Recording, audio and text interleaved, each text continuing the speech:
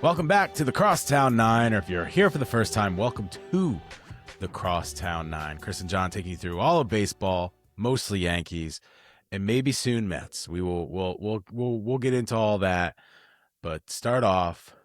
Someone's moving. He spent his day moving or getting ready to move today. Tell us about the move. We did a lot of painting this weekend mostly. My family came up, and now this week is all the packing. So chaos will ensue this week. But yeah, hopefully starting May in a new house. But you will have a house that you will own. So it's Yes. like hopefully not moving again, because that'll be a real pain in the ass. But yeah, we've someone that's moved a lot. I know the feeling. Yeah, you moved you pinged around the country. Can't even count on one. Yeah. I know that it's like a joke of Mad Props. You can see what era of my life I'm in by watching an episode, because like this is in Spokane, Washington. This one's in Connecticut. This one's in Indianapolis. This one's in Dallas. This one's in Houston. Yeah. So it's just all over the place with how they're going. But yeah. I spent my day watching the Yankees win streak end, I guess I should say, as they fell to the Astros 7-4. When we went into the game, it was the only game I could really go to. I was working all weekend with my undisclosed job, and this was the only game I was able to go to. I really wanted to go Friday. Actually, I really, really wanted to go Saturday, but I really wanted to go Friday to the opening game and not Saturday to the closing game. I just didn't have the opportunity to.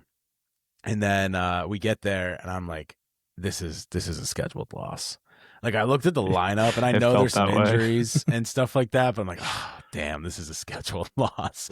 Like, Luis Gil, we already know my thoughts on him. I thought they should have traded him while his stock was high, and now they can't do it because he's not even a major leaguer anymore. He got sent down to the minors. We'll get into that in a little bit. Just looked terrible. It's not good when you have a first inning mound visit. That's when it's a little concerning, when you have that first inning mound visit. But at a first inning mound visit, didn't get it back together. Gave up two run home runs, couple of base hits. It was nice to see Judge go yard. I think Judge or Stanton has gone yard in every game Mary and I have gone to in our relationship, which is really fun. We didn't get to see Stanton. Obviously, he might be heading to the IL, which we'll talk a little bit about that as well. But got to see them lose. It's always good to see the Yankees. I actually came out kind of optimistic of like, it's a long season. We're still better than them. Like, whatever. We won the series. I guess that's the nice part about going in knowing you already won the series. So when people are, you lost today. I was like, you lost the other two. And your team sucks. So yeah, that's the at least I had them come back. Houston is not having a good year this year. No, their pitching is bad. The pitcher that went today is probably their best pitcher. But I was looking at it, and because, I'm a baseball guy. I'm a little bit of a stat head. And I was looking at him, and he had a low ERA, but he had a good strikeout ratio. It was like per 9 was up like 9 or something like that. But his whip was like a 1.75. And I'm like, that is a high whip for like a 2.01 ERA. I think he had a 1.75 going in or something like that going. And like almost 10 strikeouts per 9. I'm like, what is it? His walks per 9 was like 7.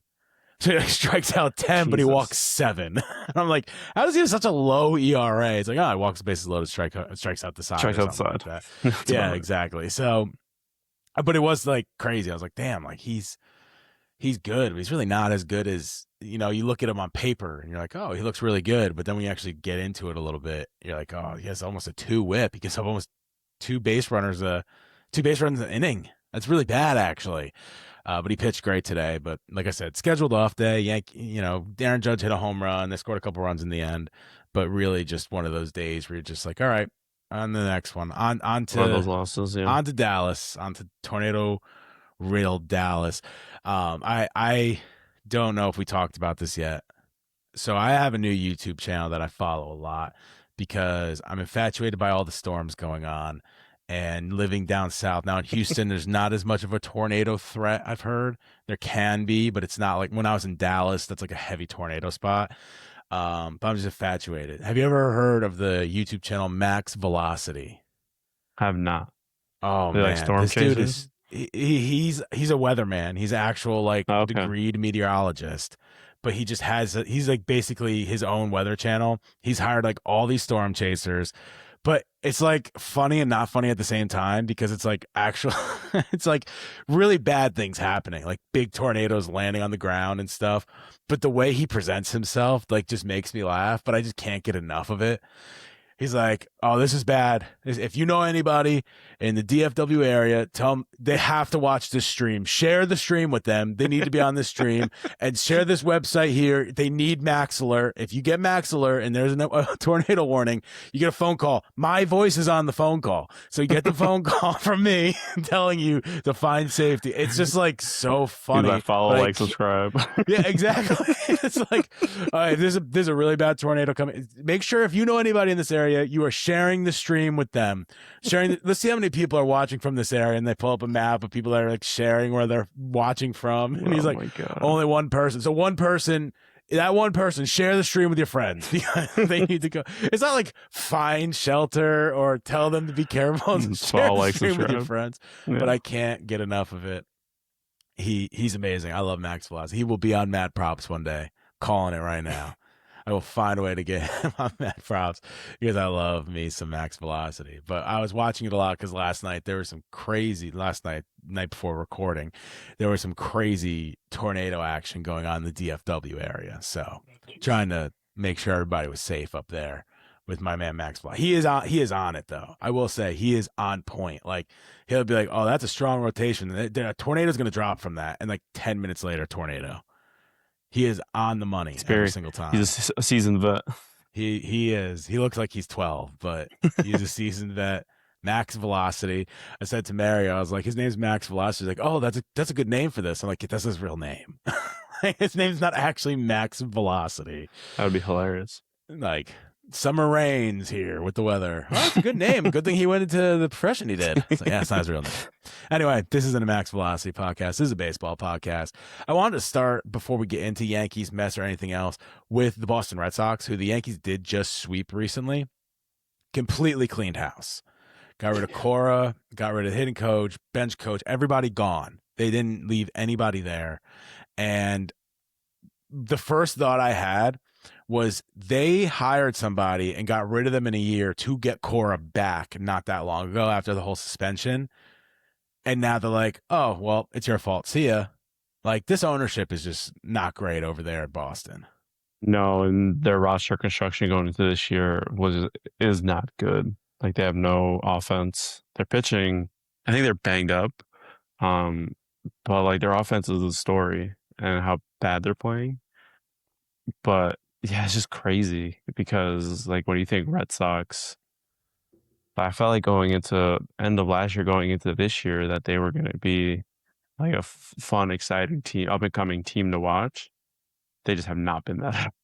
No, they've been anything but that. And, you know, going into this year, there was a lot of excitement with the Red Sox because their pitching staff looked really good. You know, they made a couple good signings. They obviously have good young players that on their team as well.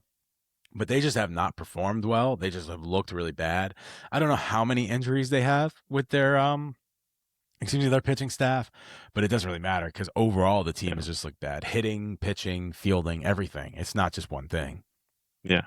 It's crazy. And then getting the notification that they fired everyone, it's like but it's also, there's so much season left that you wonder if with a new voice in there, if the players will bounce back and like kind of turn a page. But I'm also here, like, I think I was reading that they didn't want the organization to get rid of the coaching staff in Cora. So now are they just like, well, we're not going to fight for the next manager? So it's like, this can go either direction. An unnamed source. They didn't say who said it. It was one of the players, I think they said, but it was an unnamed source. Said it's like, and I'm going to take the expletive out, it's like pooping your pants and changing your shirt. Like, I thought that was great. It's like pooping your pants and changing your shirt, getting rid of the entire coaching staff, because that's not the problem. The problem is the cheapness of the ownership. It's the GM making splashy. I mean, we're seeing it with the Mets as well, which we'll talk about in a minute, getting swept by the Rockies, and just after breaking the losing streak, going right back into another one. you could throw as much money, and this is the thing about baseball. People are like, just buy to fix the holes, buy to fix the hole. There's no salary cap. There's no salary cap. But if you buy to fix a hole and it doesn't work out, now you've put yourself in more of a hole. There's only so much money you could throw at the problem before you don't have any more money to throw. And that's what the Mets did, and that's kind of what the Red Sox did as well. Like, they got Sonny Gray is injured, but everyone else on the pitching staff is held. Cutter Crawford's out, but I don't think he's as important as some of these other guys. Brian Bello, let me tell you, he's a young pitcher. I have him on my dynasty league. I cut him. He has been awful. He had a pretty good end of last year. He has been like historically awful. I don't know if you know who this is. Yeah, I'm going to pull up the stats right now. At the end of last year, I remember hearing about him. Yes, he's 1-3 with a 9 ERA, 2.27 WHIP. But I'm telling you, it's worse than that. I mean, in fantasy, you could tell how bad somebody is by if they have a minus next to their season stats. His season is -34. Like, he is just getting shelled every time. Yeah, at the last year he was 11-9, 3.35 ERA. Not too bad. Where's his whip? It doesn't have his whip here. Whip to me is probably the most important one. How many hits are you giving up? Here we go. Let's go over. A 1.24 whip, which is pretty damn good. And then this year, I mean, he has a 400 average against him, meaning guys are just hitting that thing every time he throws it up there. Yeah. He's just been awful. Yeah, Crochet's been bad too. Crochet, but we talked about that in the last podcast. Like, his curveball just isn't curveballing. Yeah, and I don't know how much is skewed by he had one really bad game that they kind of left him out to die. The game against, I think it was Minnesota, 11 runs, 10 earned, and 1.2. So he was left to die that game. Start. Yeah. But this season so far, he has had. Let's see. One good start overall. First start of the year, went 6 innings, no runs. They just pitched well against. They just beat Baltimore. They spanked Baltimore yesterday, 2 days ago. Yeah, it looks like he did 6 innings, no runs as well. But I mean, Baltimore 0, scuffling 4, 2, 10, 5. So 2's not bad. 4's a little rough to the Astros. 10 to Minnesota. Yeah, 11 runs, but 10 earned. And then 5 to Detroit, who Detroit has been struggling as well. We talked about that last episode, I think, as well. Like, everybody's been struggling. It's not just a 1 or 2 people. It's like, it's like it's pretty elite round. It's the teams that you saw were going to be fighting for divisions and potential World Series contenders behind the Dodgers, obviously, but like the Phillies, Mets are like clear ones. The Royals, like Houston, that I think a lot of people thought that they'd kind of bounce back and still be good. I don't even think we really talked much about Philly. I think we brought it up maybe once, but we didn't really talk. Philly has been Philly's been overshadowed by how bad the Mets were. Yeah. They have the same record. Yeah, they have the same record. I mean, all of their players aren't performing. Again, going through some stats, 266 home runs for Bryce Harper's pretty good. Kyle Schwarber has 9 home runs, is batting 196. That's about right. On brand. That's atrocious. Trey Turner, 230. They have Adolis Garcia, 230. JT Realmuto can't stay on the field. He keeps coming back and going directly back on the injury list. I mean, they have a bunch of guys. That was a tough resign. They kind of had to, but yeah, that contract's been rough. A lot of their contracts are rough, but it's kind of going back to what we were just talking about. Like, you can't just throw money at the solution and be like, oh, it's going to be fine. Like, you kind of have to be a little strategic. And a lot of these big market teams are kind of just like, we'll throw a lot of money at mid-range to high mid-range players, and that'll fill the gap for a couple of years. But I mean, we saw this with LeMahieu.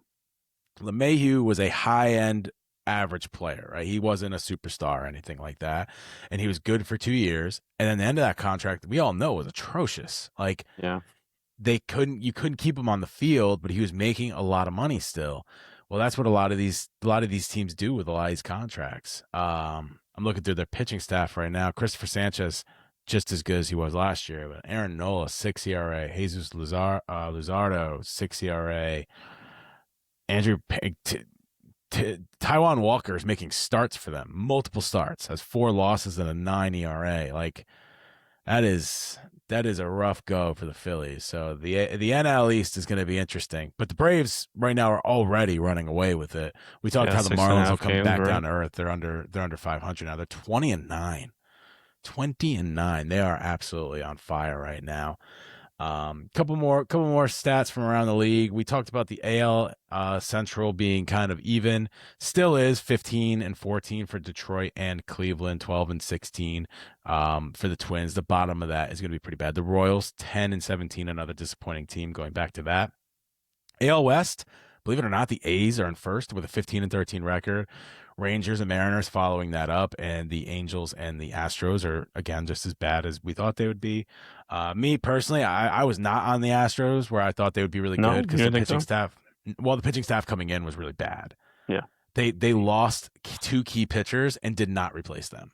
And then another one, like Hunter Brown just got hurt too, right? Yeah, and Hunter Brown got hurt, but they lost, was it Valdez went to Detroit, right? And let me see if I can figure out what the other one was. I'm going to go to their roster to try to get my brain going. I don't remember who it was. I think it was a dude that threw the no-hitter maybe. They had 2 pitchers that were in their starting rotation that they let walk in free agency, and then they just never replaced them. And now there's no one there to replace them. And then Hunter Brown gets hurt as well. And their pitching staff has been awful, and their bullpen has been awful. I think what's the lefty? Bader might even be on the block come June because they're going to be so bad. But besides the point, Reds in first with the Cubs right behind them in the Central. Pittsburgh is still over 500, but they've fallen down. They were in first last time we recorded. And then the Dodgers and the Padres are within a half game of each other. Padres have been unbelievable to start the season, and the Dodgers have been shaky. They're 5-5 in their last 10. Two-game winning streak though, so they're winning right now. Plus 67 for the Dodgers, and I think that's the best. Braves plus 65. So pretty good run differential. Yankees are plus 47. The AL is pretty brutal overall. Oh my goodness. Yeah. How many teams in the AL do you think have a plus differential right now?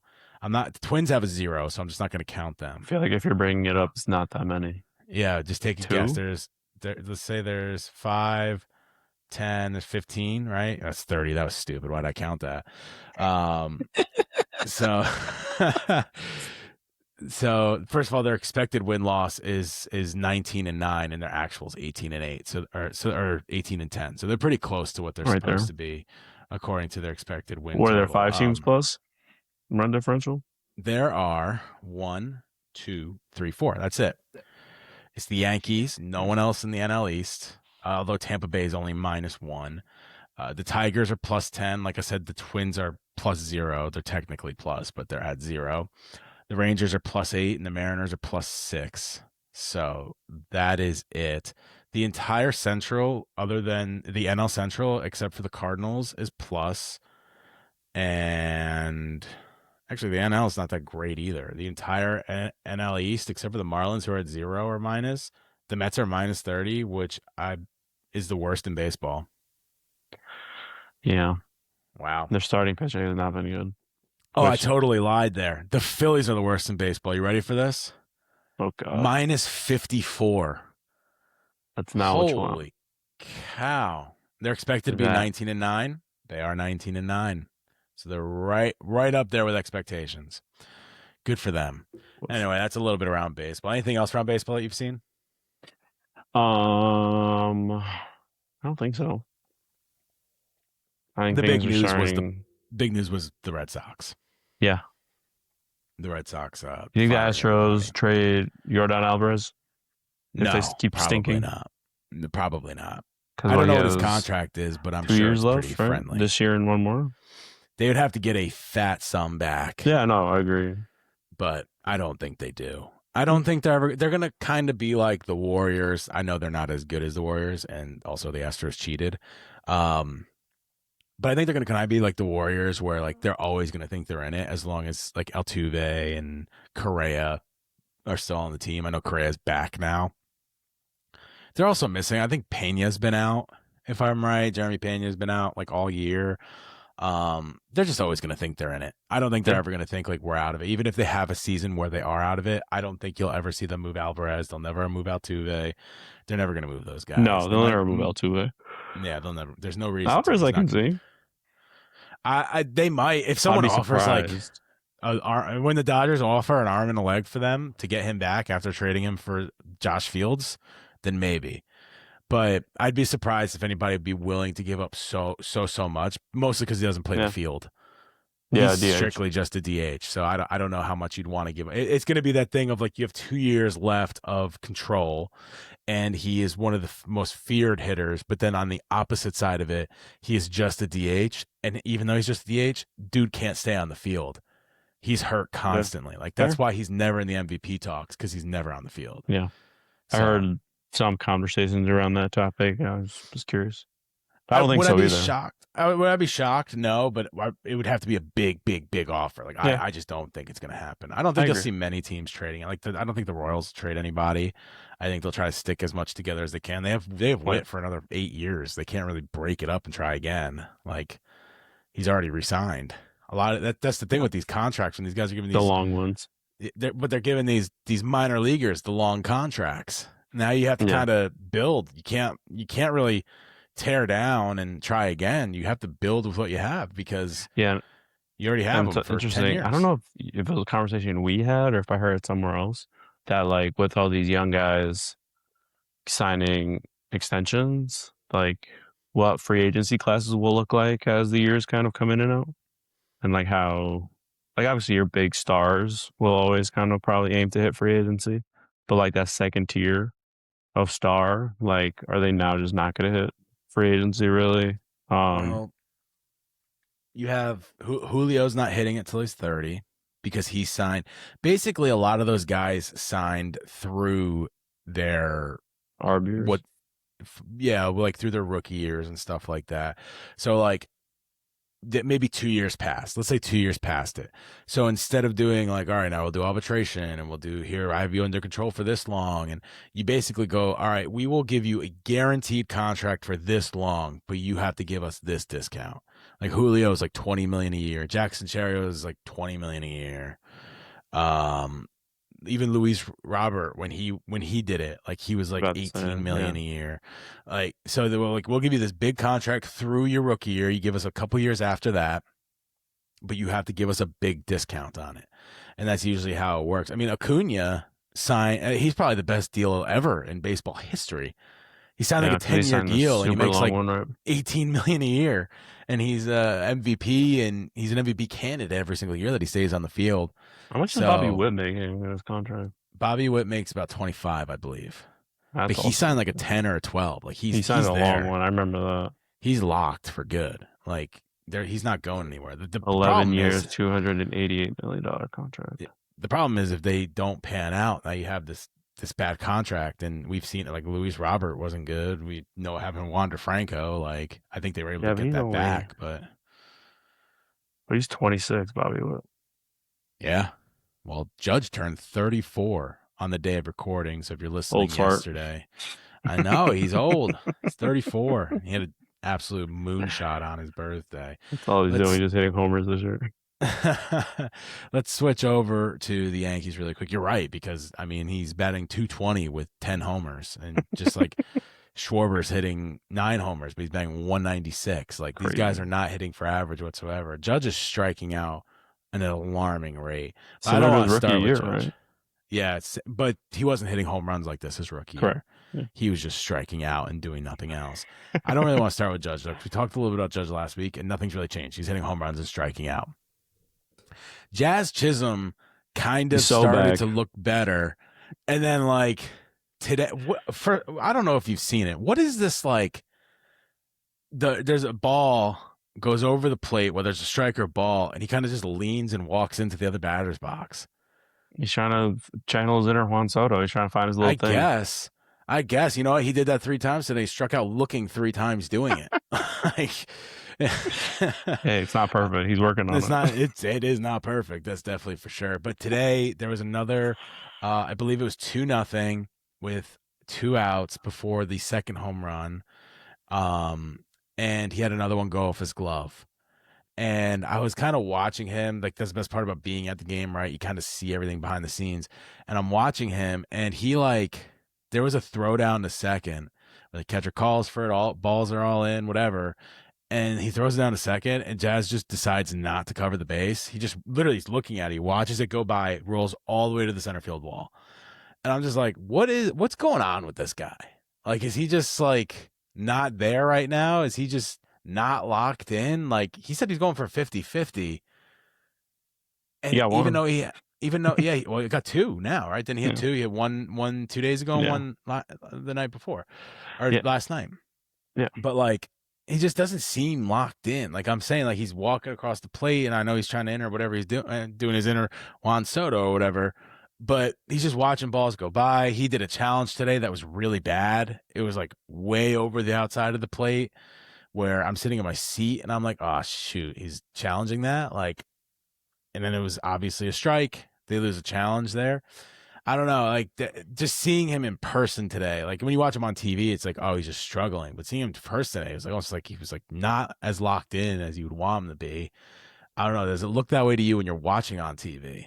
I don't know. I feel like in recent years, like some Yankees kind of go through that. Like where I don't know if it's like, I think it's one of those things when you're a team like that, like the Yankees or the Dodgers, where your expectations aren't at all revolved around the regular season. Like, are there times when like stretches like this, like you won all these games in a row, you're top of your division? Are there days where you're just like just kind of go through the motions? I wouldn't be surprised if that's the case. I did Like say I especially thought today was a someone, scheduled off day. yeah. So like especially someone like Jazz who's so trying to choose my words, like correctly. Like I feel like he's just so he elevates and goes down dependent on the moment in terms of Yeah. his energy. Like I think you saw him in the playoffs last year. He was so high energy all the time, and then I think just a random game at the end of a win streak, you're just like, all right, let's just kind of get this over with and move on to the next day. I would like. I feel like that's. I feel like we shrug off this loss. I feel like there's some situations like that with players where just like, is what it is. See what happens tomorrow, type of thing. Yeah, over We'll his see. last 7 games, he's batting 321. Has those two homers, like we said, back to back days now. He hit Yeah. a homer.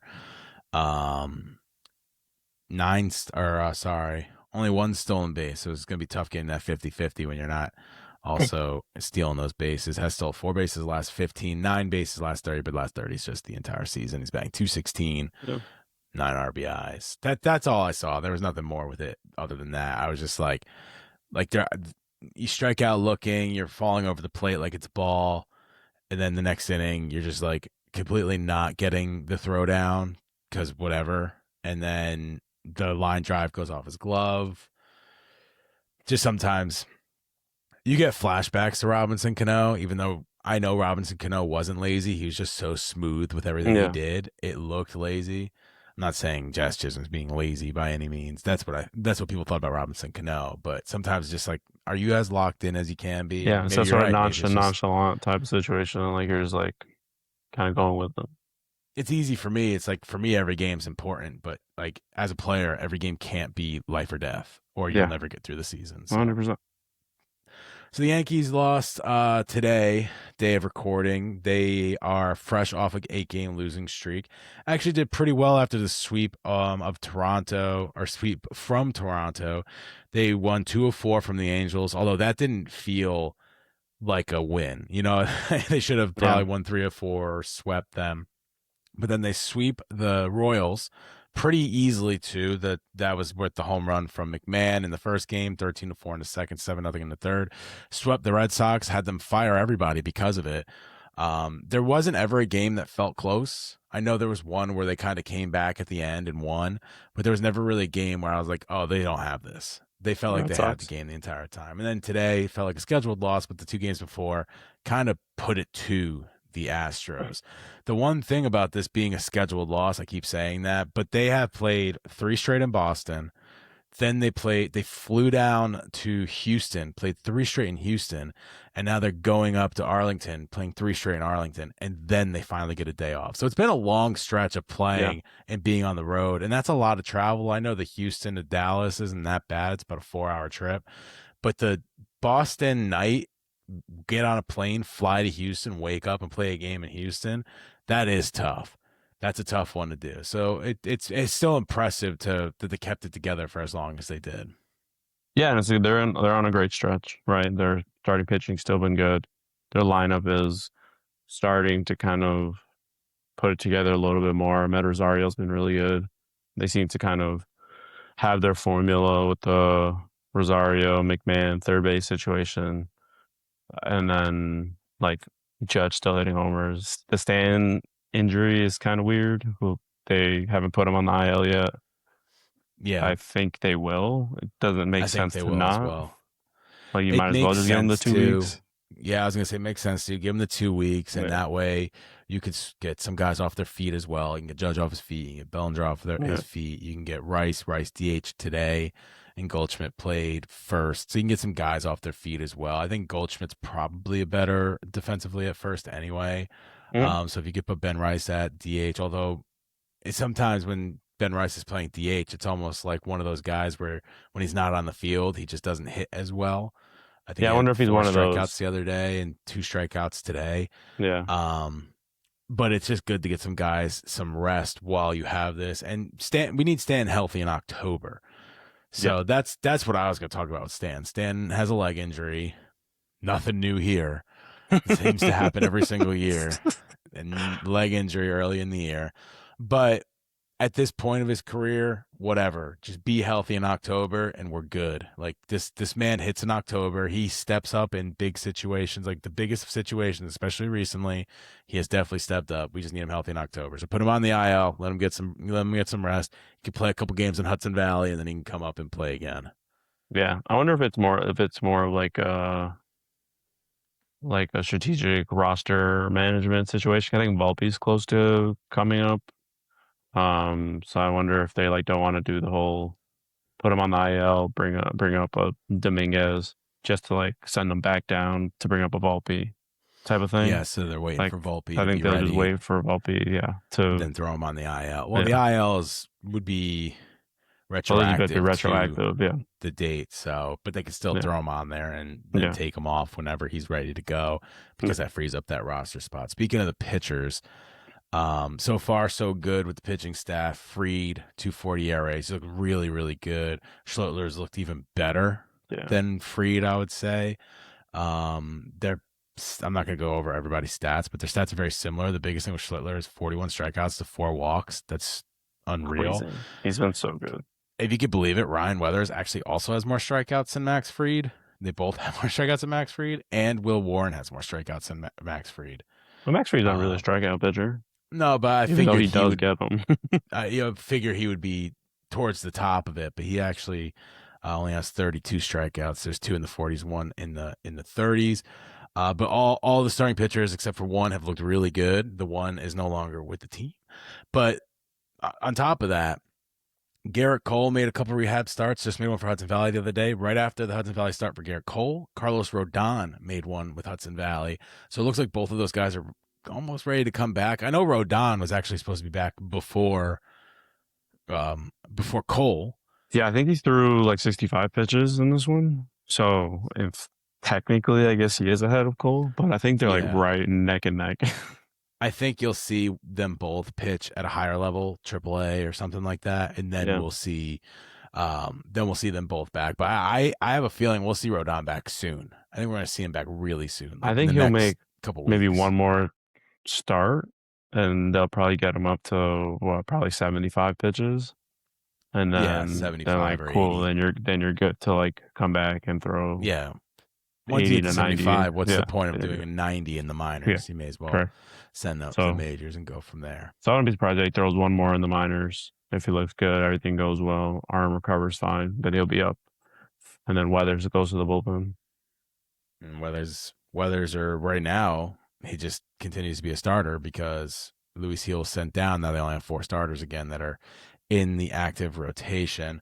Bullpen still looking a little shaky. I still think we're going to see a roster move to get at least one arm into that bullpen because there's really only been one or two arms to come out of that bullpen and actually look remotely good. So Paul Blackburn today, that was great. That's How's he what I wanted looking? to see. Well, he gave up 3 runs, so not great. That's about right.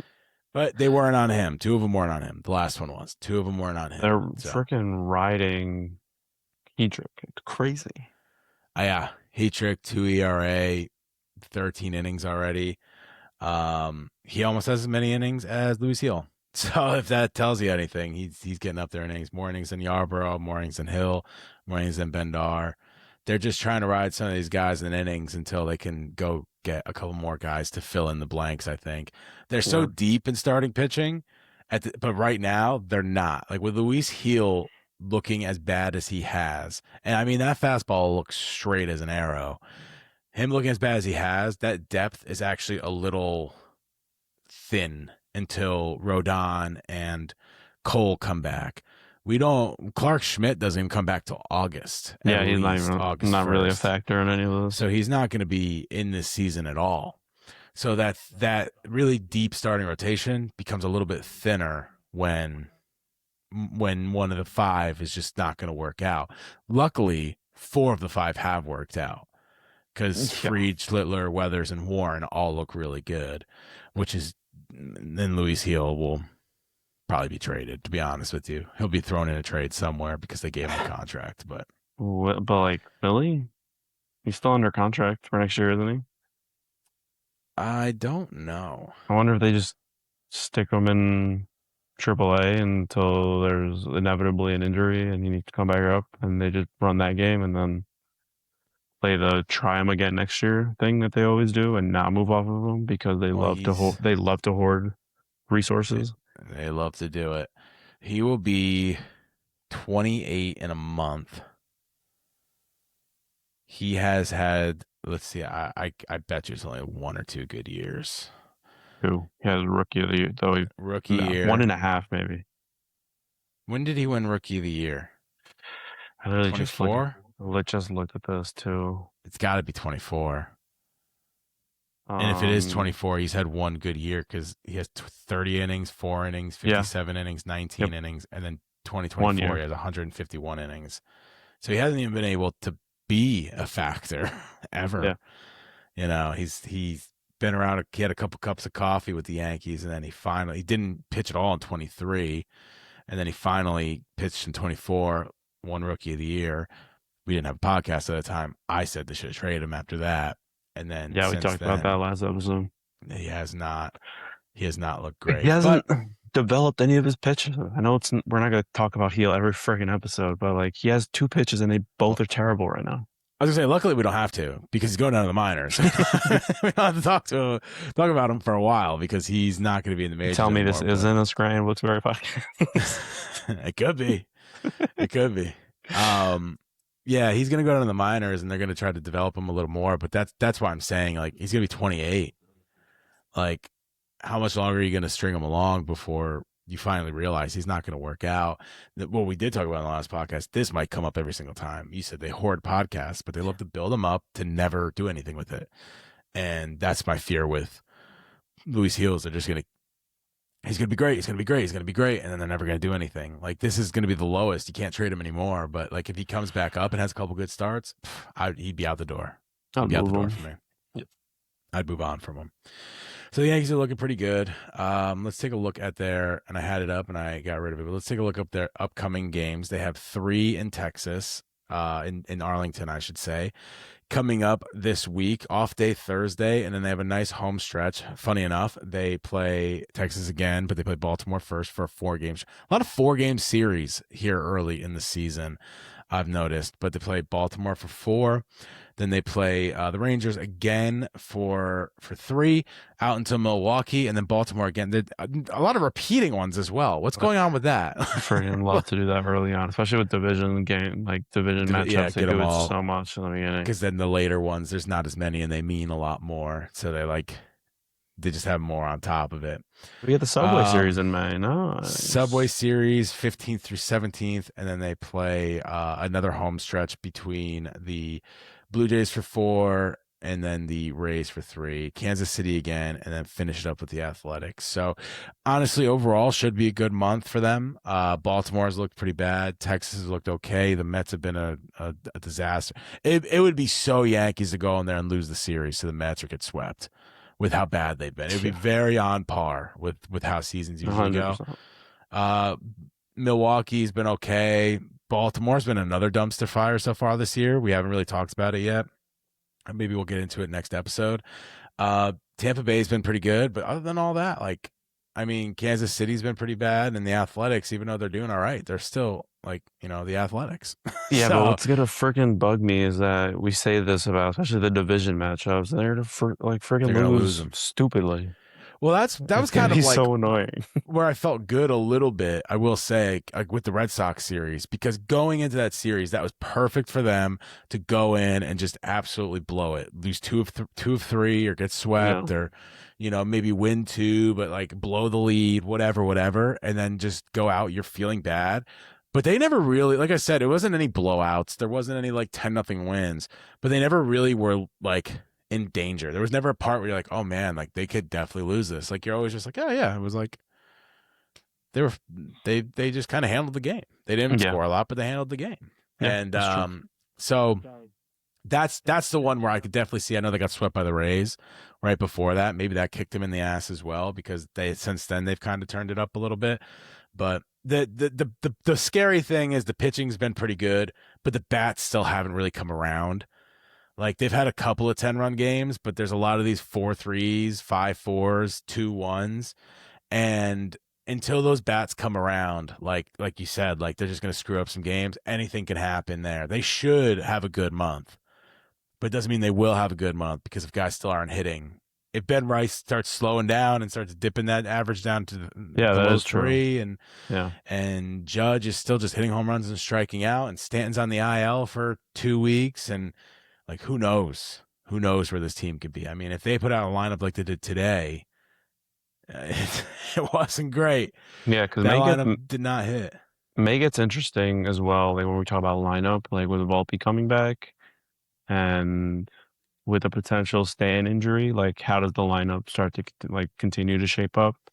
Like, does Rosario start seeing, if you're like DHing Judge, do you see more Rosario in the outfield, Caballero at third with Volpe at short? Like, and how does that look in your lineup? Does Jazz continue to pick it up? Who knows? Again, still what you're getting from Wells and McMahon and Trent, but May's gonna be interesting to see how the lineup develops for sure. Yeah, Caballero is an interesting one. I'm glad you brought him up, because he's actually kind of ripping the cover off the ball right now. Yeah. In the last week, he's batting. Let's see, in the last week he's batting 370. In the last 15 games, he's batting 357. He's actually been kind of crushing it. There was 2 plays at shortstop today that I almost flipped a lid on. Both of them were easy ground balls where he kind of takes his time and like does like a little pump and then throws it over. Both times, the guy looked safe. He was called out. He was obviously out, but he looked safe. And I'm like, we don't need this. Just get the out, get off the field. All right. It was one of those days, man. Everyone was just trying to wrap it up, be done, go home. I gotta go back to Jazz really quick, because I was kind of going all over him on that. He did have a really nice over the shoulder catch double play. That was a good play. I like Jazz Chisholm. I think he's going to turn around. I'm glad that he's picking it up a little bit. Just like, not every game is like life or death, but against the Astros, it doesn't look good too when you're not having a good year. Yeah, exactly. Like, every game should be life or death for you right now. You're batting 216 or whatever. Like, every at bat should be as important as the last, because you want to get your average up. You're supposed to be hitting 50-50, dude. Like, you can't do that if you're looking, striking out, and then walking in the other batter's box. Yeah. But again, it's some of those teams you're just like, if we would have swept the Astros, like, that feels really good as a fan. Maybe, teams don't feel the same. All those guys are friends kind of thing. But as a fan, like, you walk away, you swept the Red Sox, then you swept the Astros. Like, that's an awesome feeling going into this next game. Very true. Then take the scheduled off day Monday. Who cares? Or Wednesday. They play Wednesday at 1:00, which is just prime. It's That prime doesn't for an make any OL. sense. Doesn't make any sense. Wednesday at 1:00, so 2:00 Eastern game makes no sense. Take the scheduled off day then. Why are you doing it against a team that everyone in New York hates? Don't do it then. But they're gonna do what they do. Nothing really else there with the Yankees. I will say the only other person that actually has been I will not say ripping the cover off the ball, but actually hitting the ball a little bit is Ryan McMahon. I think he's like probably batting around 270 in the last 7. It's just nice to see him put the bat on the ball. That's all I had to say about him. Yeah. I got nothing else for him. Anybody else? Anybody else for I'm you? I'm not gonna rip McMahon really. He is what he is. And if him and Rosario can be the platoon and they get a little bit of everything from the two, cool. We'll take that and just keep it going. Trent Grisham still looks bad, by the way. Yeah, I think really I think we're to talk about him a lot. Ben Rice, dude, he's been spectacular this year, and I think if he keeps it up, is he there now where we start talking about MVP? Especially if Judge average wise stays down. He's I don't know if he had a hit today. I don't think he did, but he's 0 for the last couple games now. He's DH'd like 2 games in a row, and I think he struck out 7 times in those 2 games or something like that. But those stats could be completely wrong. Feel free in the comments to yell at me if those stats are wrong. Really happy for you to do that. But I think that kind of does it for this episode of Crosstown 9. I don't even think I said that in the beginning. This is Crosstown 9 podcast. It's for anybody listening. Listening to the Crosstown 9 You're just excited to get right into it. Talk about the Red Sox firing everybody. I want to talk about the Red Sox firing everybody. I want to talk about how I went to the only game the Yankees lost in the last week. You could thank me for that, I guess. But it was Aaron Judge's birthday, and we all chanted happy birthday. He turned around and went, thank you. And then he played baseball and hit a home run, and he's still pretty good. But anyway, this is Crosstown 9 podcast. Please subscribe if you haven't already. If you're watching on YouTube, you can go right below and hit subscribe. If you're listening anywhere else, go hit that follow button. Give us 5 stars. Leave us a comment as well. We'd love to hear back your feedback on how we've done today. You can follow us on social media, TikTok and Instagram, and X/Twitter, Crosstown 9 podcast on all 3. And you can see the clips that we're going to post and all that fun stuff and interact with us even more. Maybe this week we'll do a live. I might do one Wednesday if you want to join me. We'll see. I was considering doing a live maybe this week because we haven't done one in a while. We've only done one once. We'll see how the week goes and see if we have any fun with it. But whether we do it this week or not, you're going to want to follow us on YouTube because that's where the live's going to be. So if you want to see us go live, you'll have to go to YouTube to see it. Any closing thoughts for you? Cam Shittler, Cy Young, Ben Rice MVP. Cam Shittler. It's going to happen. Rice MVP. We start bleeping out his name. Cy Young. Take Luis that, Hill Shohei. MVP. He's about to bounce back. Who is? Luis Hill. Luis Hill. Cy Young. Book it right now. Luis Hill. Triple A. The Triple A version of the Cy Young. Book it. Anyway, this has been the Crosstown 9. Thank you guys so much for listening. We'll see you next time. See you next week. Keep listening on Mondays. Bye-bye. So we hit end record and then immediately see that Jasson Domínguez was called up to the Yankees after Luis Hill was sent down. So you were saying you wonder if they're actually going to call him up or not. Towards the end of the episode, funny enough, so they did call him up. There's been no news about Stanton yet, but Jasson Domínguez will be called up and probably will see some playing time pretty quickly from there. I don't think he'll just be there to sit on the bench. He'll probably get kind of thrust right into the lineup. Yeah, I got to imagine that the Stanton IL news is going to come out soon. Like, I know Hill just went down, but I don't see that it makes sense for Domínguez to be the call-up especially when their bullpen is so finicky. I feel like they would want another arm.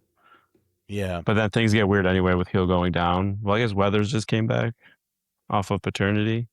Yeah. So that slots him in there. But either way, I think you're right. I don't think they call him up to not play him. Yeah, especially because Grichuk has had a couple hits here and there, but he's been pretty terrible. Yeah. I think they want to keep Rosario in the infield. He's been good around the infield. He's been good at third base. Although he could slot wherever. And again, it's funny because we just talked about you put Stanton on the IL. Now you can kind of get guys off their feet. Bringing up Domínguez does that, right? You take Judge Yeah. out, you put Domínguez in right. You take Bellinger out, you put him in left. You take Grisham out, you put him in center. I didn't get to look up. We kind of did, for full transparency. We literally hit end to our recording and then immediately started to back up. So I didn't get to look if he's even doing well in the minors. I've got to imagine he is, but like I I didn't don't go to the think minor he's league doing baseball well website. defensively still. I'm gonna look it up because I'm very curious as well. I'm looking it up as well. Trying to see if they have some of those stats. 92 at bats. He's Jasson hitting Domínguez. 326, 3 home runs, 15 RBI, 8 stolen bases, So he's doing well with the a bat. a 900 93 OPS. OPS. Yeah.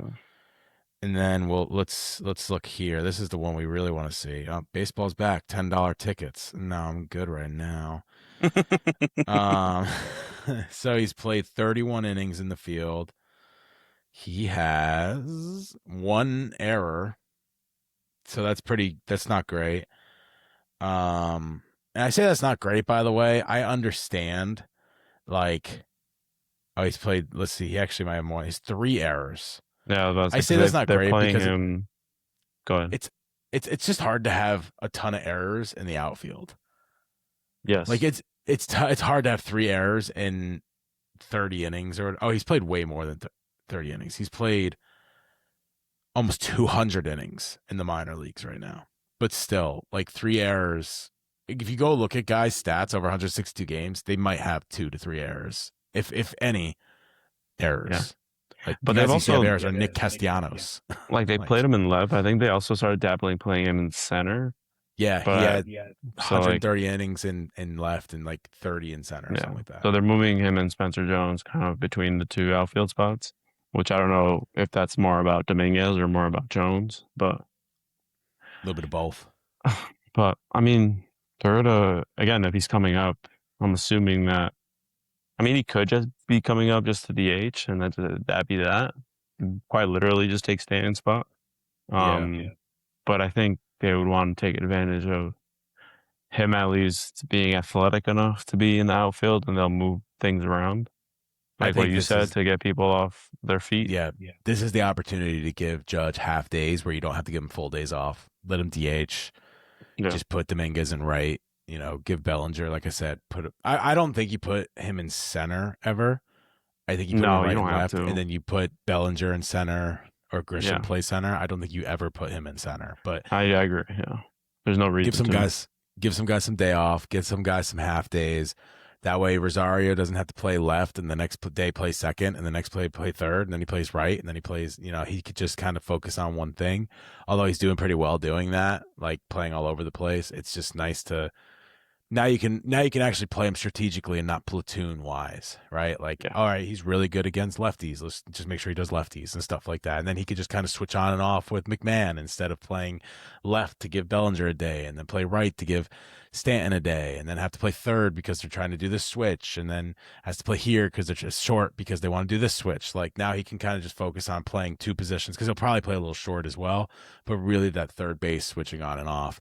And Domínguez can play around in the outfield to give those guys that break. So I agree. If he goes on the IL, I imagine a pitcher's coming up because it doesn't make sense not to. But we just had to jump back in really quick to go over because that's just Yankees news that happened right as we hit end record, which is just perfect timing. ESPN. You think he plays Thank you so tomorrow? much for that. You think he Do I plays think tomorrow? he plays tomorrow? No, because everybody that would usually play didn't play. So it doesn't really make sense. Yeah. I think Bellinger played. Actually, the whole outfield did play. No, I will say this: if he plays tomorrow, it's because one of the Judge is DHing. If he plays tomorrow, that Oh, would they be put him my right in the field? assumption. Yeah, they put him out in the field. If Judge is in the outfield, no, I don't think so. I think they like having Goldschmidt and Rice as the DH first base combo. Yeah. I think Goldschmidt's just a better defensive first baseman. I mean, Agree. we know in his prime he is, right? But I'm talking about now, 39 or 40-year-old Goldschmidt, whatever he is right now, is a much better defensive player than Ben Rice is. Not that Ben Rice is a slouch over there, just true.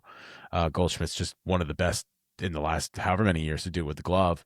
So I think they like that dynamic, but you put Rice out there and you put Judge as the DH. Why not put him over there? I think we'll see Rosario tomorrow as well. Like I think you're going to see the full strength lineup, but yeah, I think if anything, you'll see one of the outfielders go into the DH and then he plays outfield, or if not Rosario might go out there and they'll just have him there as a bench spot right now. My guess is no. Overall, my guess is no. Okay. What do you bet? What about you? You think he's going to play?